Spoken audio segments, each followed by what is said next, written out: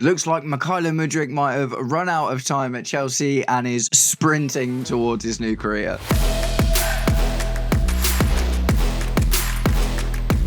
Welcome, Blue Believers, to another episode of the Stamford Sync, where we are syncing up with everything Chelsea FC. And I'm sorry about the pun. I couldn't help myself. I literally couldn't help myself. You've got to try for a catchy intro, right? You've got to try for a catchy intro. So today we're just going to look at a couple of, again, rag stories. The really important thing tonight is the Man United game. The Man United game at 5:30. I will be going live and doing a watch along with that. So if you happen to catch this video and you want to come and hang out with me on the stream, come and do that. Let's have some banter and some fun. But today we are going to talk about Mykhailo Mudryk's supposed career change, the real reason the Xavi Simons deal fell through, and copium from Jackson's agent about his move to Bayern Munich. But guys, before we get into it, if you're enjoying the content and would like to see more, please do me the distinct honour of liking and sharing the video, subscribe to the channel, or just roast me in the comments, whatever gets you through your day. Right, so we'll start with Mykhailo Mudryk, right? Because it is an interesting one. So, now, some of this is unconfirmed, some of it is confirmed. So we'll start with the confirmed stuff, right? Mykhailo Mudryk has been seen training with Ukraine's Olympic sprinting team, and that's what has been seen. Now, that might just be a case of his training because he's not allowed near football, like, you never know. But what the rest of the news goes on to say is that Chelsea have terminated Mykhailo Mudryk's contract, and he is supposedly targeting a switch to be an Olympic sprinter for Ukraine whilst targeting the 2028 Olympics. So, on the face of it, if we just dissect the concept, kind of makes sense, right? I don't know where the rules lie in sport. If you've been banned from one sport for drug use, are you allowed to then enter into another one before that ban would be up, for instance? Because what's it, like a 4-year ban? You know, I know Pogba's ban was supposed to be 8 years, but got reduced. So is there something to say that if you switch sports, it kind of gives you a clean slate, or, you know, or is it because, for instance, would it be the decision of the Ukraine government because he'd be sprinting for Ukraine? Obviously, Ukraine themselves and Shakhtar and all of that completely backed Mykhailo Mudryk, sending him the extra testing and stuff for the B tests and all this, that and the other. They've been quite involved in the whole situation, and they obviously have a lot of faith in the young lad. So, does Mykhailo Mudryk make it as a sprinter? I guess that you could argue in the footballing sphere, easily his best attribute that we've ever seen, at least, has been his sprinting ability, right? His speed. He's such a pacey player, and I do believe I'm pretty sure he was the fastest Prem player in the Premier League in his first season, clocked up like the highest sprint time. So, just based on that, sure, yeah. We'll go through, while we're on the subject, we'll talk a little bit about Mykhailo Mudryk in general, right? Because it doesn't feel like a massive what could have been thing, because the potential seems, as of right now, like, you know, there was a moment where he had huge potential. Obviously, Arsenal were really interested in him, but we just never really saw anything, did we? Bar that one game against Liverpool, where he made his debut and he absolutely tore them to shreds, running up and down that left side. Other than that, we haven't seen a huge amount of potential from Mykhailo Mudryk, man. We see that he's very, very fast. Do you know what I mean? I know there's a really mixed bag of opinions on Mykhailo Mudryk. I know, like, Josh Aveste, for instance, was really, really championing him at the start, and I was kind of like that. This is obviously long before I was a YouTuber. I believed that maybe we could get something out of him if we kept with him, but I didn't necessarily think he was going to end up being this mercurial Ballon d'Or winner that he'd been touted to be by other guys, right? So, you know, Mykhailo Mudryk comes in, obviously struggles with the physicality of the Premier League, I think it's fair to say. And look, what there also is, right, what there absolutely also is that it would be disingenuous not to mention is how difficult it must have been for Mykhailo Mudryk at that time because of the political stance that was happening between Ukraine and Russia. And you know, he was living obviously in Ukraine because he played for Shakhtar Donetsk at the time, and man, that must have been a really, really heavy weight on his shoulders, just thinking about the political state of his country at the time. So maybe that affected him a little bit as well, and it would absolutely not be a surprise. Do you know what I mean? Is like, I can't even posture an idea of what that must have felt like. But if we put that aside and just look at him as a footballer, what we got from Mykhailo Mudryk was flashes of brilliance about, I'm going to arbitrarily pick a number here. Let's call it 8% of the time. 8% of the time, he'd make a wicked run. Occasionally, he'd score a goal. And other than that, he just kind of looked a bit lost and useless in a footballing sense. Do you know what I mean? So for me, I wasn't exactly like when the ban news came out about Mykhailo Mudryk, I wasn't like, oh no, what are we going to do? I was like, well, he's already not getting in under Jadon Sancho, Neto, or Noni Madueke, two of which are right wingers. Do you know what I mean? So yes, he had like the physical attributes, like the pace. He started gaining. So now this is again, I'm only going to pure speculation. I don't know. He gained a lot of bulk very, very quickly. And I remember thinking, oh man, Mykhailo Mudryk's gotten a bit of hench. And I also remember seeing a news article of someone telling him to not get so bulky because it would affect his other attributes like his agility and his speed. So there was all that going on, and he obviously was trying to, one way or the other, be it in the gym or with the banned substance. I absolutely can't speculate on that at all because I don't know enough about it. But one way or the other, he looked like he was trying to make himself a little bit more Premier League ready in the physical sense. So who knows what would have happened if he'd have carried on getting playing time. But at the end of the day, as far as just general footballing chops go, he wasn't getting in over Neto, Jadon Sancho, who was putting in like 50% effort. Do you know what I mean? Or even Pedro Neto, or Madueke, who, like I said, Neto and Madueke obviously being right wingers. So, this was kind of my thing, man, is like, he was already, given that left wing was his position and he looked like he had the attributes to make it happen, his footballing brain, that was something that people used to say a lot, his footballing brain wasn't at the place it needed to be to play in the Premier League. So, he scored a couple of good goals and, had his moments and stuff, but ultimately generally flattered to deceive. And after all of this rigmarole with the ban and, obviously the situation that got him here in the first place, if Mykhailo Mudryk can go and find himself sprinting for Ukraine in the Olympics, I'm super for that, man. I'm super for that. Fair play to the lad. If he can hone in on that one attribute that generally seemed to, be his best attribute and channel it completely into something where that is the only thing that he has to do, then that makes sense to me. So Mykhailo Mudryk. Now, what I will quickly say is that I've read in a couple of articles that Chelsea have terminated his contract, but I understand why that wouldn't be huge news. Do you know what I mean? They're probably trying to keep that under wraps, so we'll take that with a pinch of sodium, shall we? But yeah, at the end of the day, fair play, Mykhailo Mudryk. If you can make that swap to Ukraine and sprinting for them in the Olympics, then fair play, man. Good luck to you, my friend. Right, we're going to move on to something else now. Something that was more of a personal bugbear of mine is the protracted Xavi Simons transfer saga over the summer.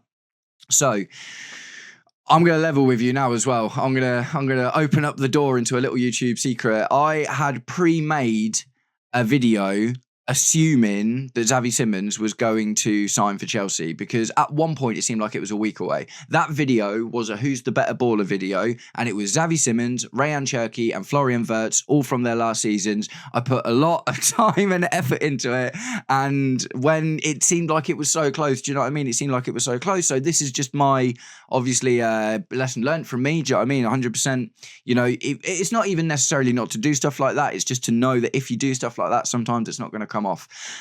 So why was the Xavi Simons saga so protracted, and why did he eventually end up opting to go to Tottenham instead of Chelsea?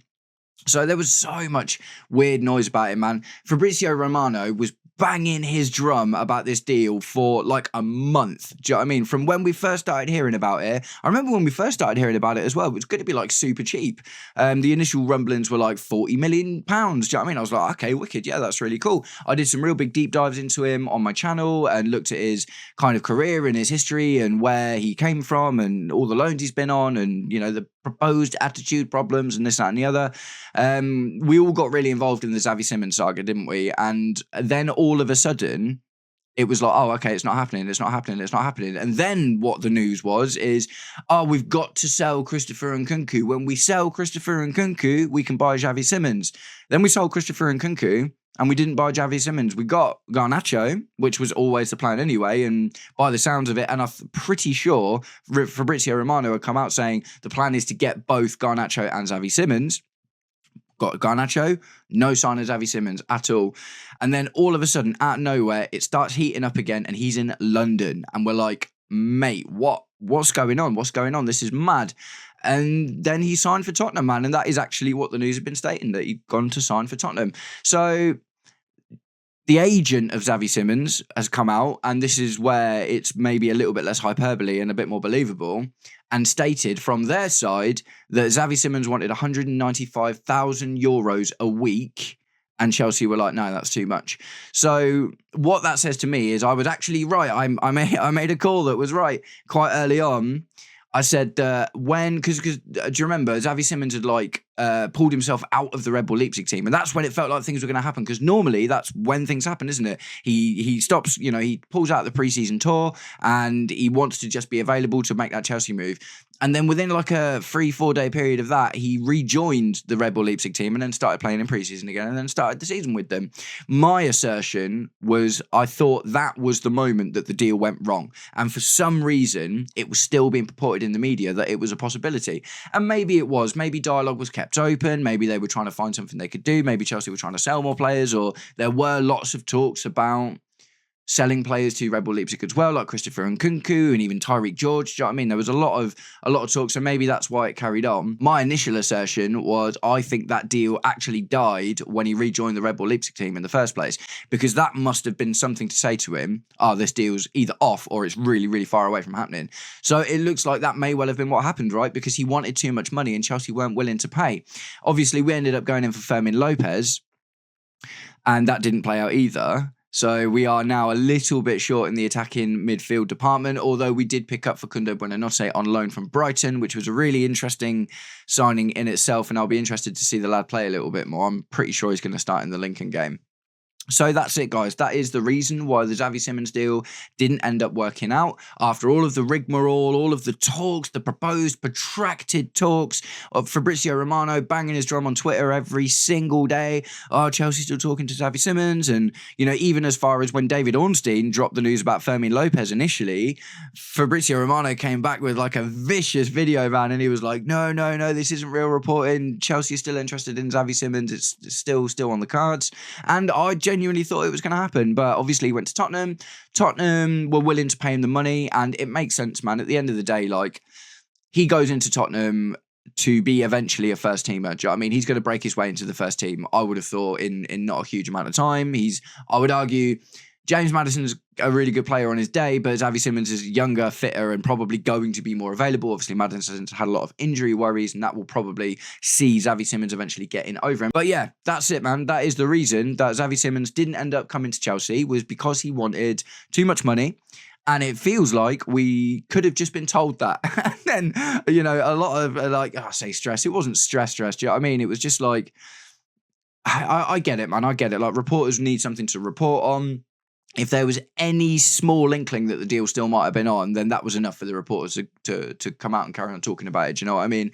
But at the end of the day, is that a terrible thing? 195 million euros is probably like sorry, not million, 195,000 euros is probably somewhere in the region of 160, 170 grand a week. And that's in and around what Cole Palmer and that are on. Do you know what I mean? Without, obviously that's not an incentive-based contract at that point, is it? Because you want your new guys to come in, look at the guys who have earned those contracts and say, I want to go there. So if anything, it's just another thing to say that obviously the sporting director stuck to their guns in, no, he wants too much money. He's and was not going to get as much game time as I imagine he'll get at Tottenham. He's a lot less likely to displace a Cole Palmer, he played.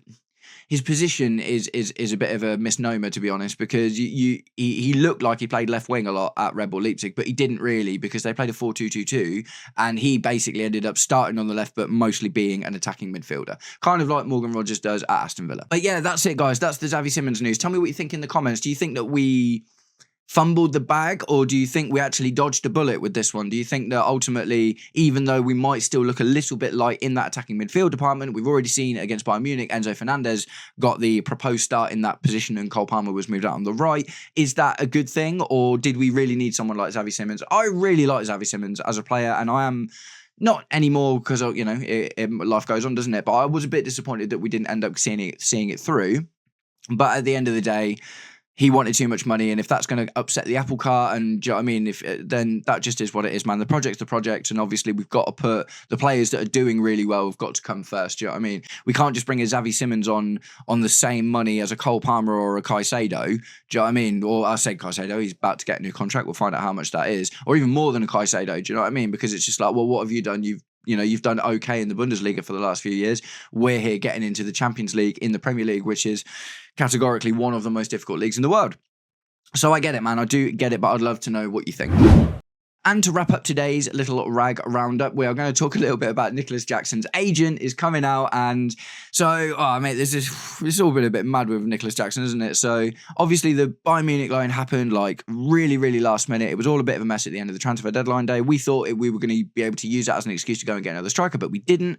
And Uli Hoeneß, the director, the CEO of Bayern Munich, has come out like a week or 2 weeks after this move is finalised, and kind of, now there's always something weird with this, like German language, very, very direct, so, he's come out refuting the tone of this interview, but the interview in itself looked pretty derogatory in the stance of keeping Nicolas Jackson. He basically said, Nicolas Jackson's got to make 40 starts this season. There's no chance he's going to end up a permanent Bayern Munich player. So it looked like the way that Bayern Munich are seeing it is they have just got Nicolas Jackson on loan and they've paid the money for it and they're going to send him back at the end of the season.